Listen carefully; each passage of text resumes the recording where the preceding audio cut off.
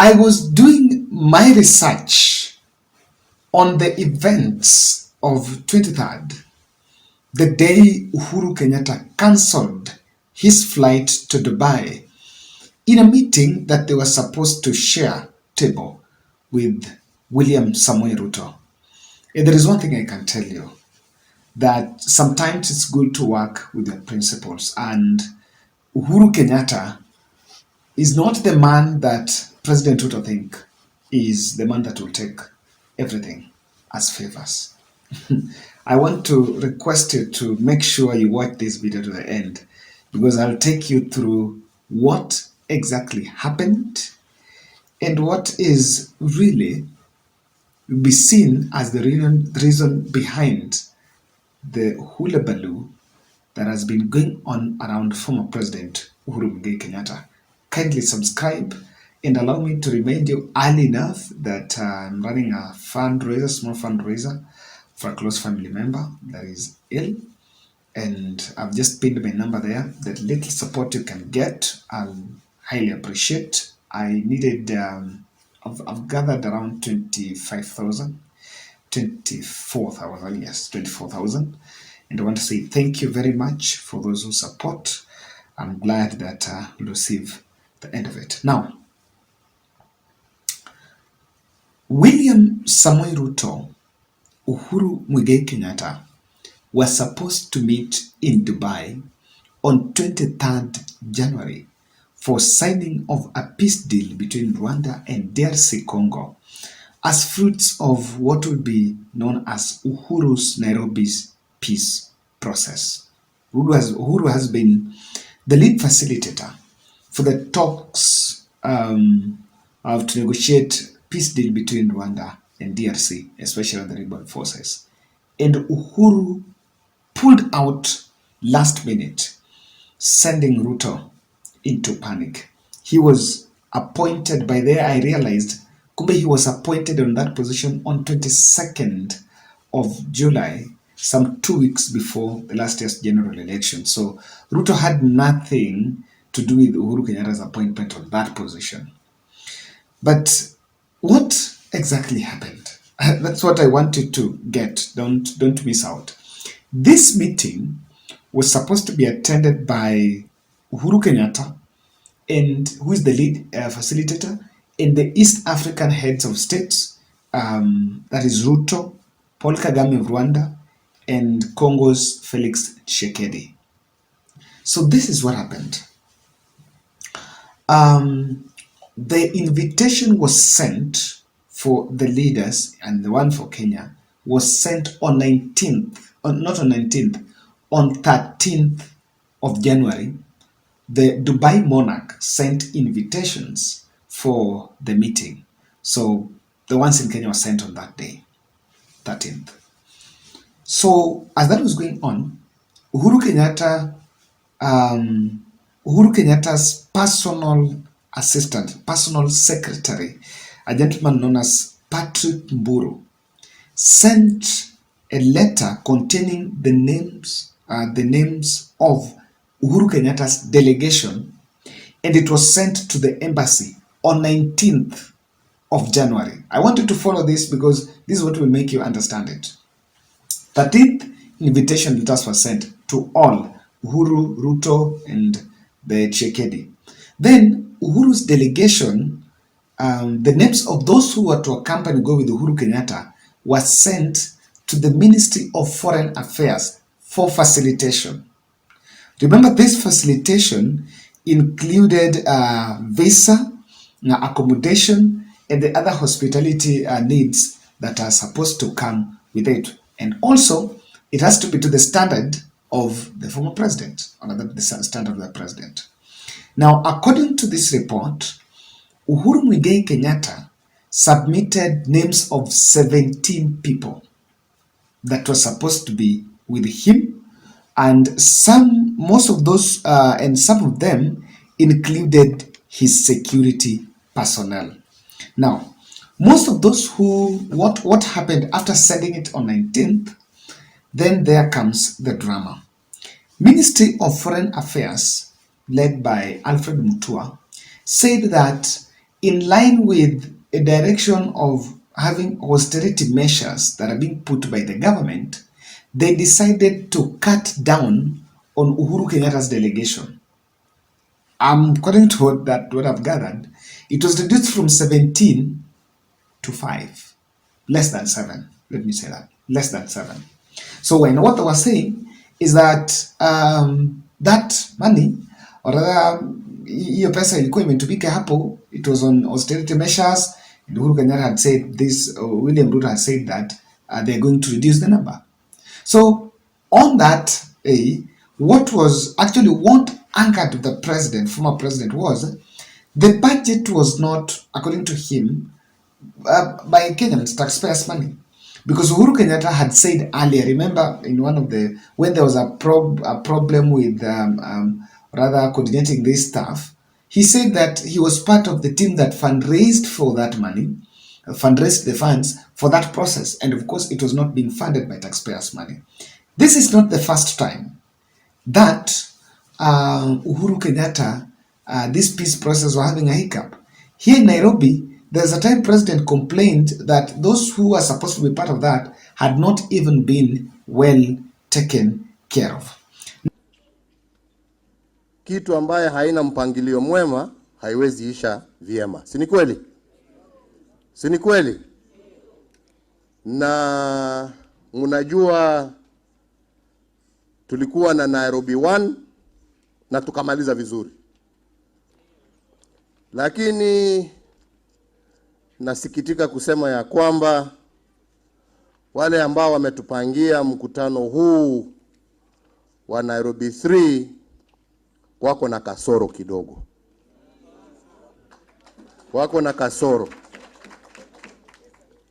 Na hatuwezi kuwa hapa tukiwa tunaongea juu ya amani na watu ambao wametoka porini huko jangwani, wametembea kilomita mingi kufika hapa na maslahi yao haijachungwa. Wenzetu ambao walikuwa wanastahili kupanga huu mkutano, tunajua ya kwamba tuko na fedha za kutosha, kwa sababu mimi mwenyewe nilikuwa kati ya wale ambao walikuwa wanatafuta hizo fedha, na hizo fedha sio zao, ni za kusaidia kuleta amani kwa Kongo. Tunaelewana wenzangu? Now, those who were removed from the list were mostly Uhuru Kenyatta's security personnel. Remember, at this time, William Ruto's advance team was already in Qatar by that 19th. Wakati hii sasa jamaa wanataka kuchezea Uhuru, sasa we are not going to do it. Already William Ruto's advance team were there. So what happened? Uhuru Kenyatta finally pulled out of that meeting, and that meeting collapsed. So it didn't happen. It didn't happen completely. So who was to blame? William Ruto. I want to tell you why. He is the person that sabotaged that process at that level.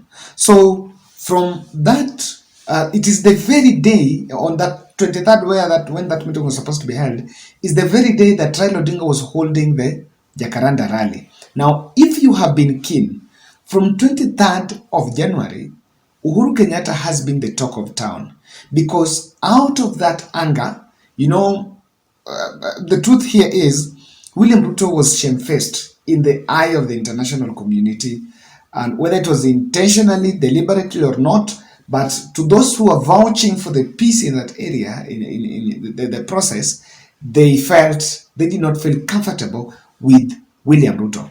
So what William Ruto decided to do, and what the UDA team would then resort to, is the slander messages, or rather the smear campaign against Uhuru Kenyatta. From that day, the next discussion was that Uhuru Kenyatta is funding Raila Odinga's rallies. From funding Raila Odinga's rallies to another one, it also developed to the tax evasion stories, and before it could get worse, it got worse, and Uhuru Kenyatta's security were actually scaled down. Now, I am not saying one led to the other, but I'm just telling you from what has happened, there was a breakup point between Uhuru Kenyatta and William Ruto. Now, I want to tell you why this did not, why I can tell you that there's some kind of Cold War here. Shekedi, the DRC president, is a very close ally or a close associate of Raila Odinga. And so, Raila Odinga is very close to Uhuru Kenyatta. What do you think? Maybe they realized that if that had happened, hatuendi kama mnadharau Uhuru, maybe hatuendi. So you can also see his influence there. But then, what happened later is what was showing is now what was shocking. Remember, hiyo peace deal haikufanyika. The meeting had been convened by the Dubai monarch. I don't know in what capacity, but I think it's just a matter of politics of interest. So a week later, vita ilirudi tena DR Congo, and things got worse. Ndio maana on Saturday last week, William Ruto flew urgently to Burundi, Bujumbura, a meeting touching on this. Remember, technically, Uhuru Kenyatta had pulled out of that, and maybe he may no longer be interested in the lead facilitator role. I analyzed here, guys, and you know, when I was analyzing, I did not have this information. That's the truth. Now I can tell you can check at the Star, so that seminar propaganda. Check the Star. This story is in the Star. You'll get it there. So when I was analyzing that Uhuru was likely going to leave that job, maybe I had just foreseen. My prediction was very clear that with what is going on, someone wanted to push Uhuru from it. I did not know that his security had been scaled down. We're going to be scaled down because we're being scaled down because of this. I understand that they're looking for facilitator, and maybe Ruto is not comfortable one coming from Kenya, or maybe us getting one. What is Mutua saying? Alfred Mutua, the Foreign Affairs CS, who I hold respect because he's a man from the communication space, says that he decided to cut down on busybodies and joyriders in line with President Ruto's directive. And now let's look at the most ridiculous part. He's saying that he wanted to dictate, or rather control, the number of days spent overseas, like how many days Uhuru was going to be in Dubai. I don't know whether that meant that maybe after they say days Uhuru could not cut up for his own bill and remain in Dubai. How long the support team were going to be there. Probably they wanted the support team to go maybe a day before or so, but you know, this was on 19th. And other hospitality needs in terms of even the caliber of the hotel or caliber of your accommodation. So there is a lot of dramas here and there, and I think the bureaucracy that was employed here was very technical, because it was used to make sure that this thing doesn't get to the end. And so he was also saying that number of delegations sometimes decided by the host country, but of course that does not apply here.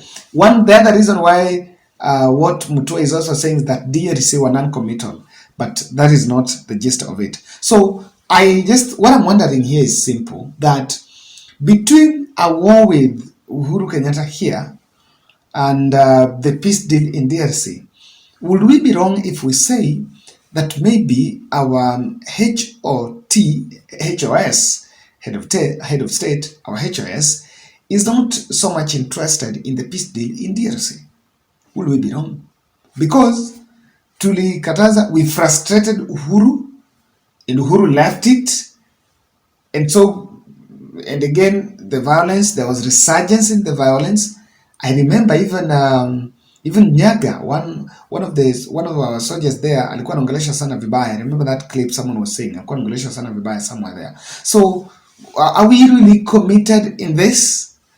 You know, when I saw our president praying for the soldiers leaving to DRC, it was a sign to the rest of our region, our peers in the region, that we were fully committed to this. But with this kind of stories coming up, I don't think we are in really this fully.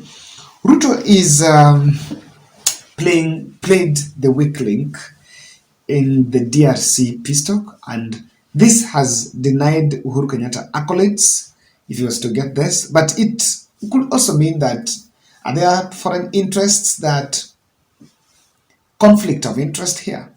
You know, there are two countries. There is Burundi, there is Rwanda, there is Burundi, there is Rwanda, there is DRC. You never know. You may not, you cannot be sure. Could be there other interests that are at play. The other thing is this: Uhuru must leave that job with immediate effect, because I can actually see that there is a sustained strategy. They just want to frustrate Uhuru. No one is going to arrest him, no one is going after his business, but they just want to frustrate the man. And people are just looking for ni wapi naweza muumiza. Unaelewa? Ni nini nikifanya nitamuumiza. It's just simple as that. It has nothing to do with maybe affecting him. What he's going to get in the constitution is going to get. But Uhuru must leave that job, because it's a trap that is set there. And someone once told me that, Kevin, when our president, President Ruto akisema kitu seti huwa anaamini. Ukiona amesema kaza macho, jua hiyo sasa anafikiria vingine. The tax issue is actually smoke screen. That's what Kenyans need to get. And having been covering politics for some times, I've been a little analytical. The more what you see in the screens is not normally it. Because the politicians will decide, they have the resources, they have the power to decide what the public can see and what the public can consume, believe, trust, and walk here around thinking about. In fact, they even manipulate your thoughts. They've known that many people trust the media, and they will splash it in all the headlines here. And now Kenyans are stuck into a discussion of here, there. We brought in a tax conversation about inheritance, the excess duty tax, that we later realized was not there. So you can even see that all this are just smoke screen. The real thing here is someone is uncomfortable with the fact that Uhuru Kenyatta decided to leave that job last minute. Remember, hata government ilipoteza sababu the advanced team were there and the head of state never went. Ruto never went there, so pesa ilitumwa, watu walitumia tu pesa na wakarudi tu, and there was nothing. So people are a bit uncomfortable, and again the fact that Ruto, I think they I don't know, they wanted Uhuru to conform to their demands of cutting down that. But again, this is a peace deal. You're going to a foreign country, and this is something on security. I don't know. To some extent, did Uhuru also feel that his security is compromised? Ruto has unfinished business with President Uhuru Kenyatta, and we never know how long, when that will end. But you don't need any lens to see that. That's it, guys. Let's meet in the next time. I hope you've enjoyed that analysis.